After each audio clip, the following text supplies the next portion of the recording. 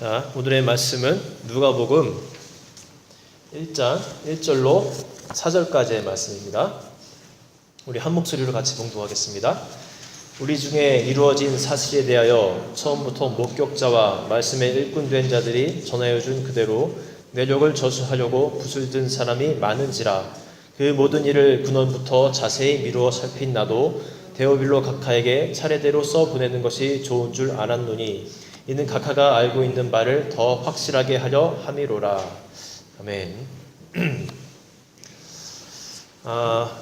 미얀마 선교 이야기를 들으면서 참 가슴이 찡하고 그랬습니다. 우리는 참 편안하게 신앙생활하고 또 편안하게 저 같은 경우는 또 목회를 한다라는 생각이 들면서 미안한 생각도 들고 더 많이 기도해주고 더 많이 이렇게 후원했다라는 그런 생각이 들었습니다. 오늘의 설교의 내용은요, 누가복음입니다. 누가복음에 대해서 짧은 시간이지만 대충 누가복음은 어떤 내용이다라는 거 짧게나마 여러분 아시고 같이 또 성경 통독을 하면 좋겠습니다. 여러분, 복음서는 총 몇 개가 있습니까? 4개인데 어떤 사람들은 5개라고도 합니다. 내가복음 들어보셨나 모르겠어요. 내 마음대로 성경을 해석하고 내 마음대로 실천한다는 의미로 내가복음이라고도 하는데, 오늘 이 누가복음은 그 뉘앙스 그 발음 비슷한데 아주 많이 다른 그런 복음서입니다. 이렇게 질문할 수도 있습니다. 왜 복음서가 그렇게 많습니까? 하나면 되지 4개씩이나 있습니까? 그런데 이렇게 우리가 생각해 볼 수 있어요. 어떤 증인이 있을 때도 한 사람보다는 두 사람보다는 3사람, 4사람이 더 강력한 증거를 해줄 수 있는 것처럼 이 복음에 대해서도 강력한 증거를 하기 위해서 많은 복음서가 이렇게 생겨났습니다.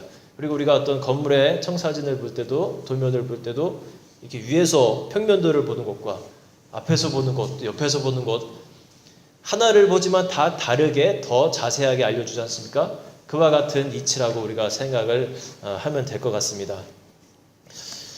마태, 마가를 우리가 함께 읽었었고요. 이제 누가복음을 내일부터 같이 읽어갈 건데, 여러분 그 성경을 읽을 때 가장 먼저 읽기 좋은 곳이 어디인지 아세요? 많은 사람들이 창세기부터 시작을 했다가 또는 마태복음부터 시작을 했다가 실패를 합니다. 너무 누가 누구를 낳고 이런 이야기들이라든지, 또 창세기 바로 이제 지나가면서 출애굽기, 레위기의 어떤 범 이야기들 막 나오면서 실패를 하는데, 사실은 누가복음이 그 초신자라든지 우리 기존 신자라든지 처음 성경을 읽기 참 좋은 곳입니다. 그런 면에서 여러분 성경을 같이 좀 읽어갔으면 좋겠어요. 마태복음을 먼저 잠깐 얘기를 할게요. 자, 마태는 직업이 뭐였습니까? 마태는 세리였지요. 지금의 뭐죠? 그 세무사. 당시에는 이런 사람들이 출입국 관리소 역할 같은 것도 하면서 그 무역 관련 세금을 받기도 했답니다. 그래서 마태 같은 경우는 언어를 아주 잘했대요. 기본적으로 이제 히브리어, 또 그 당시에 그 지역에 널리 쓰여지던 이제 아람어, 지식인들이 주로 쓰던 헬라어, 로마 공직에서 쓰던 라틴어, 이런 것들이 아주 능통했다고 합니다. 그런데 이 마태 같은 경우에는 언어 능력은 좋았지만 그 글을 보면은 자기 얘기는 잘 없어요. 그러니까 자기를 드러내는 성격의 사람은 아니었습니다. 또 마태가 말하려고 하면 베드로가 다 말해버렸거나 이제 막 그럴 수는 있겠죠. 또 말 없는 사람 중에 이 복음서 기자 중에 또 하나가 있다면 누가가 그렇습니다. 나중에 또 이야기하겠지만 마태와 누가 같은 경우 아주 자기를 드러내지 않는 그런 성격의 소유자들이었죠. 그리고 마태 글의 구성을 보면은 시간의 순서가 아니에요. 어떤 카테고리별로 이렇게 들어가는 경우가 있습니다. 그러다 보니까 읽다가 보면은 누가복음과 비교해서 읽다 보면요, 시간 순서가 왜 이렇게 안 맞지 하는 느낌을 받을 수 있는데, 마태는 말씀, 치유, 기적 등 이렇게 그렇게 분류를 하는데 아마도 이게 그 세리의 직업병이 아니었나라는 생각도 듭니다. 뭐 이렇게 재산세, 소득세, 취득세, 부가가치세 이렇게 막 나눠서 하듯이 그러지 않았을까라는 생각이 들고요. 마가복음 같은 경우는 이제 마가에서 기록이 된 책인데 마가는 좀 어렸습니다. 다른 그런 기록자들보다 뭐 한 10살 정도 가까이 어렸던 것 같아요. 그리고 그 10대 청소년의 눈으로 바라봤던 그 예수님의 그 모습을 이제 기록하는 모습이 많은데 그러다 보니까 어린 나이에서 이제 보고 기록하다 보니까 그 뭐랄까요? 보이는 것 위주, 내면적을 보는 눈은 조금 부족한 면이 조금 있습니다. 그렇다면 이제 오늘 우리가 나갈 그 누가복음은 과연 어떤 책인가? 이것을 여러분 오늘 그 본문에 보면요, 누구에게 썼다고 그렇게 기록이 돼 있죠? 익숙하지 않은 이름 중에 하나인데 데오빌로라는 사람에게 이 책을 보낸다고 합니다. 그 이름의 뜻은요, 하나님의 사랑을 받는 자예요. 그래서 또 신약자들 간에 약간의 의견 충돌이 있었는데 한 사람일 것이다, 아니다, 하나님의 사랑을 받는 어떤 이제 집단, 무리들을 말하는 것일 것이다, 이런 이야기들이 이제 있었는데 보편적으로는 우리가 한 사람으로 봅니다. 데오빌로라는 이름과 함께 조금 있다 보면요, 이제 각하라는 그런 칭호를 붙이거든요. 그렇다고 해서 이 누가복음이 그러면 그 한 사람에게만 보낸 것이냐? 그것은 아니에요. 그 당시에 사람들이 글을 쓸 때 그 어떤 명성이 있는 인물에게 그 글을 이제 헌정하는 습관이 있었습니다. 그 이유는 뭐겠습니까? 자신의 책에 대해서 더 높은 권위를 부여하고 그로 인해서 더 많은 독자들을 이렇게 확보할 수가 있었던 거죠. 그래서 누가는 이 데오빌로라는 이 인물을 통해서 더 많은 사람들에게 이제 이 글이 읽혀지기를 바랬던 겁니다. 그리고 오늘 사절을 보시면요, 누가 사절을 한번 읽어주시죠. 뭐라고 써 있습니까? 우리 맨 앞에 앉아 계신 분이 한번 읽어주실까요? 장 선생님이 좀 읽어주십시오. 사절. 이는 각각 알고 있는 말을 명확하게 하여 함이로다. 네, 갑자기 목소리가 달라지셨어요. 지난주랑 감기가 가득하게 담긴 목소리신데 거기 보시면 그 배운 바의 확실함을 알게 하려 이제 한다라는 그런 목적이 들어 있어요. 그러니까 이 글을 읽는 이 독자들은요, 사실 복음을 어느 정도 들었던 사람들입니다. 그런데 배운 바의 확실함을 알게 하려 한다. 그러니까 듣긴 듣고 배우긴 배웠는데 이 복음에 대해서 확실하게 내가 정말 그렇다라고 생각하지 못하는 사람들을 위해서 글을 정리한 겁니다. 1세기에 지어진 글인데요. 예수님께서 이제 활동을 하시다가 돌아가시고 그 수십 년 동안 많은 사람들이 예수님에 대해서 이야기를 하고 글을 썼습니다. 그런데 이제 이 구전이라는 것이 말을 하다 보면 조금씩 달라지잖아요. 집사님께 뭐라고 얘기를 하면 집사님 옆에 있는 분에게 얘기를 할 때 100% 똑같을 수는 없지 않습니까? 아무튼 이 예수님이라는 이 사람이 정말 그 당시에 AD 그때 약 한 30살 정도 돌아가셨으니까 정말 그 큰 이슈였거든요.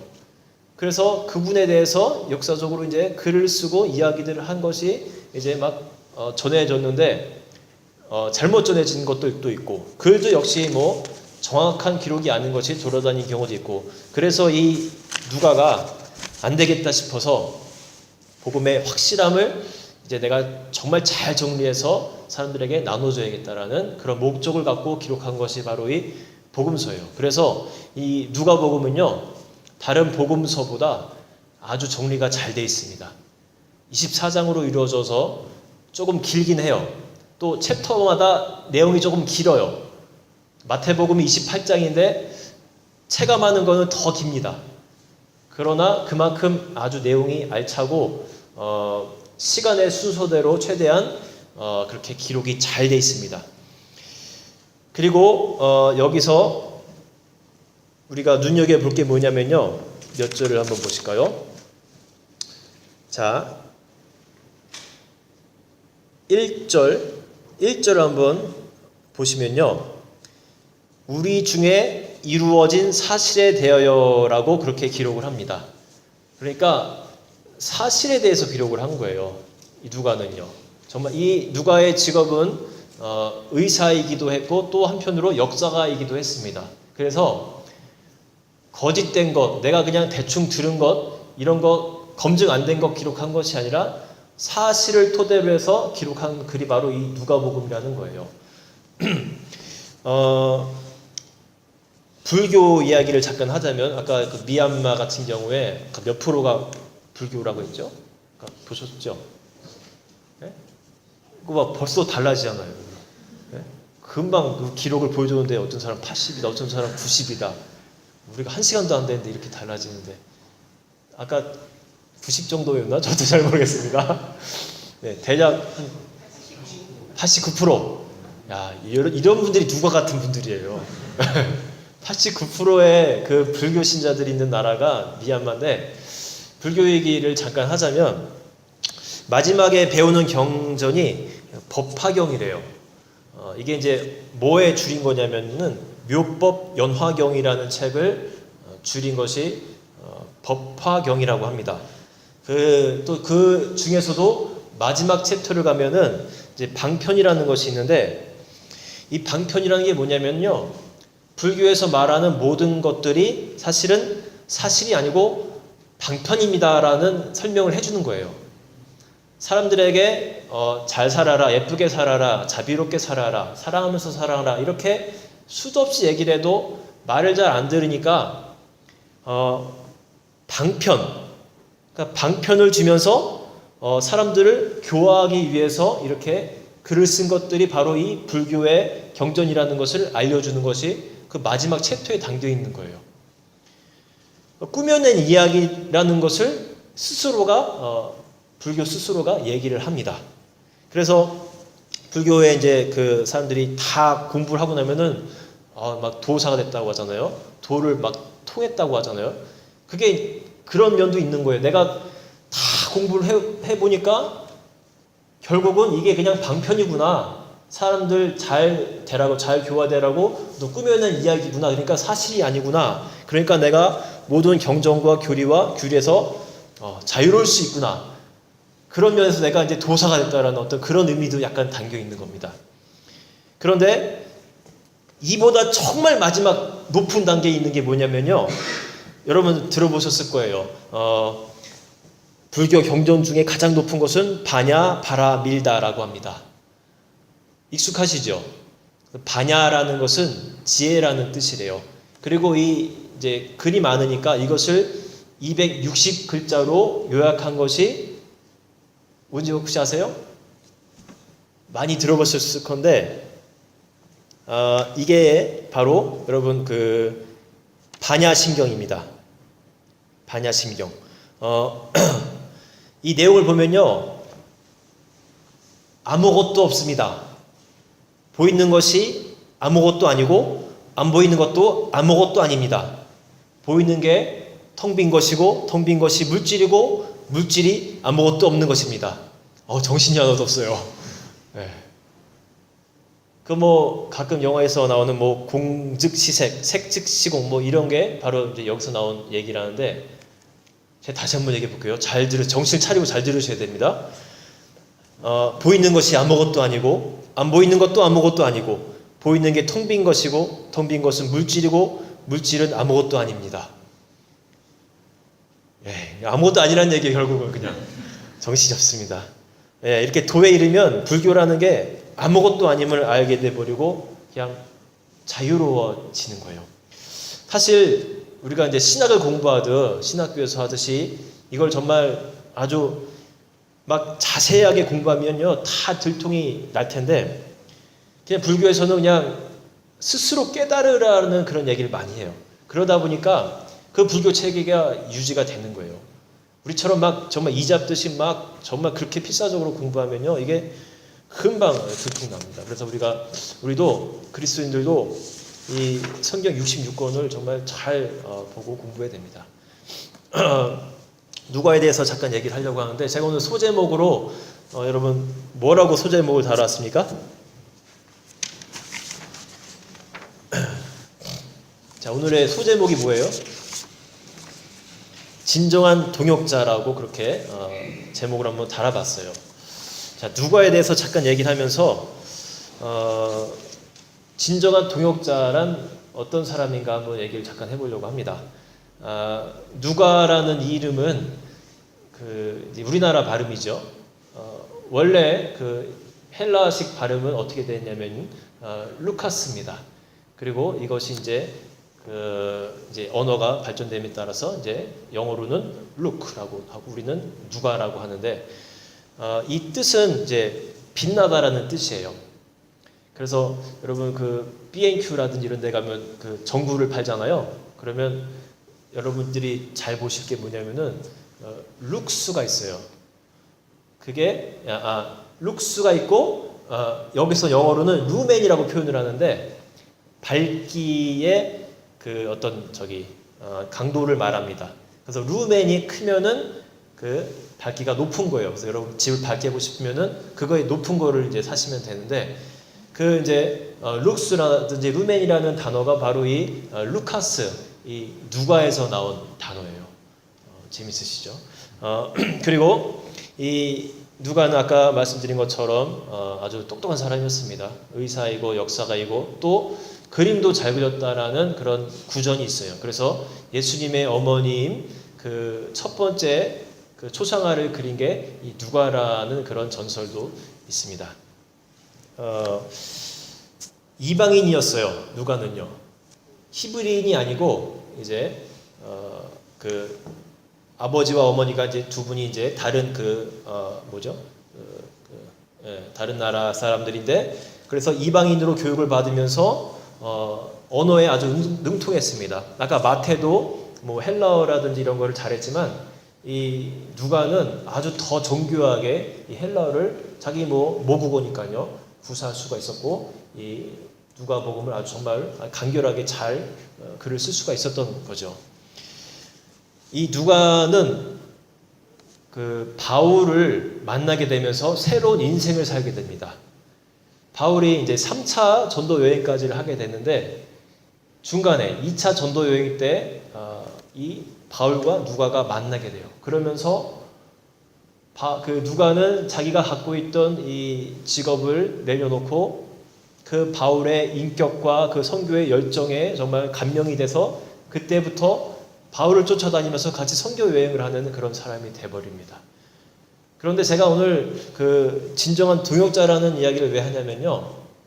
여러분 한번 찾아보시면 좋겠는데 성경 있는 분들은요. 디모데후서 4장을 한번 찾아보시기 바랍니다. 제가 볼 때 이 누가는요. 참 좋은 동역자, 정말 진정한 동역자였습니다. 누가복음 4장, 디모데후서 4장 11절을 한번 보시면 11절 말고 우리 6절부터 같이 읽겠습니다. 그래야 좀 더 배경을 알 수 있을 것 같아요. 자, 디모데후서 4장 6절부터 11절까지 우리 성민 형제가 한번 읽어주기 바랍니다. 전제와 같이 내가 벌써 구워주고 나의 떠날 시간이 가까웠다.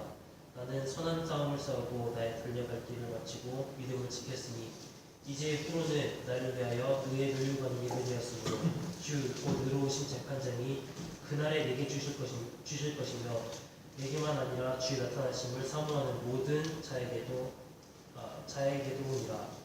너는 어서 속히 내게 오라. 대만은 이 세상을 살아가여 나를 버리고 데살로니가로 갔고 그레스게는 갈라디아로 디모는 달마디아로 갔고 누가만 나와 함께 있느니라. 내가 올 때에 마가를 데리고 오라. 그가 나의 일에 유익하리라. 네, 여러분 바울의 생애 이제 마지막에는요 3차 여행을 마치고 마지막에는 로마로 이제 압송당하게 됩니다. 당시에 로마의 그 시대였기 때문에 이제 여러 가지 고소를 당하면서 로마에 가서 결국은 2년간 그렇게 감옥생활을 하게 되는데 마지막까지 남은 인물이 있어요. 아까 그 10절에 보시면 대마는 이 세상을 사랑하여 나를 버리고 데살로니가로 갔고, 또 누구는 어디로 가고 누구는 어디로 가고 이렇게 다 떠나갔습니다. 믿음의 동역자들이, 물론 이 중에 어떤 사람들은 이제 선교사로 가는 건데, 대마 같은 경우는 딱 보면 나오잖아요. 이 세상을 사랑하여 나를 버리고 갔다라고 그렇게 표현을 합니다. 같이 했던 사람이지만 결국에는 그 어려움이 처하자 리더가 감옥에 갇히고 나도 잘못하면 감옥에 갇힐 것 같고 하니까 세상을 사랑하여 버리고 떠나버린 겁니다. 그런데 11절에 보면 누가만 나와 함께 있느니라 라는 표현을 해요. 이런 인생에서 이런 동역자를 만난다면 얼마나 큰 축복일까, 이런 생각을 해봤어요. 지난주에 제가 이제 그 연한 예배 때 설교를 했죠. 설교를 시작하고 한 몇 분 있다가 제 아내가 이제 피아노에 앉아 있다가 바로 옆에였습니다. 갑자기 저에게 뭐라고 소곤소곤해요. 막 설교를 하고 있는 중인데, 말을 걸면 어떻게 설교를 하고 있는 중이냐고 뭐 중요한 얘기인가 싶어서 들어봤더니 성찬식 그래요. 그 뭐쩌라고. 성찬식이 이 설교 그 후거든요. 근데 이제 저 사람은 성찬식이 설교 전이라고 생각을 하고, 제가 혹시 착각했을까봐, 실수했을까봐 이제 도와준다고 도와준 거예요. 성찬식. 나 한참 말하고 있는데. 아주 대단한 동역자입니다. 제 인생의 큰 동역자입니다. 그런데 또 동역이 됐어요. 결과적으로는 동역이 됐습니다. 그 때문에 잠시 우리 회중들이 잠시 웃을 수가 있었어요. 그러면서 분위기 전환을 잠깐 할 수가 있었습니다.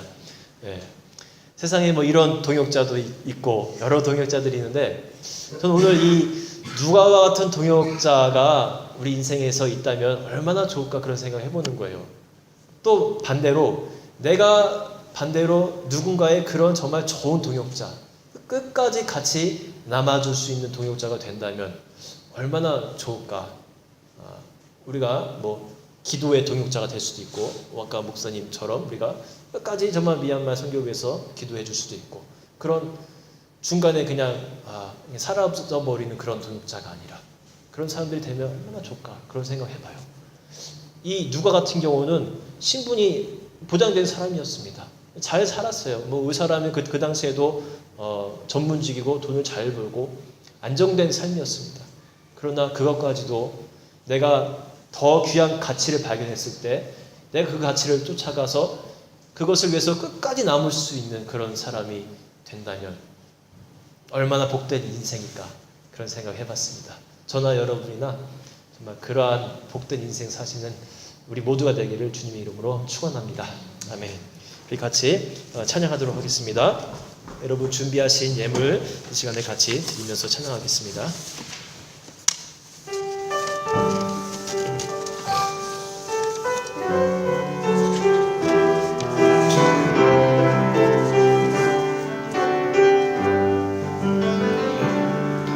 내가 주인 삼을 모든 것 내려놓고 내 주 대신 주 앞에 나가, 내가 사랑했던 모든 것 내려놓고 주님만 사랑해. 다시 한번 찬양합니다. 내가 주인 삼을 모든 것 내려놓고 내 주 대신 주 앞에 나가, 내가 사랑했던 모든 것 내려놓고 주님만 사랑해. 주 사랑 거친 풍랑에도 깊은 바다처럼 나를 잠자게 해. 주 사랑 내 영혼의 반석, 그 사랑 위에서 주 사랑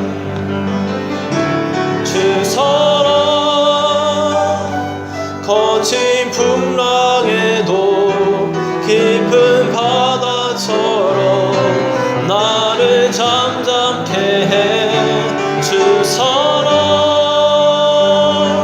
내 영혼의 반석 그 사랑 위에 서리. 시간 같이 기도하겠습니다.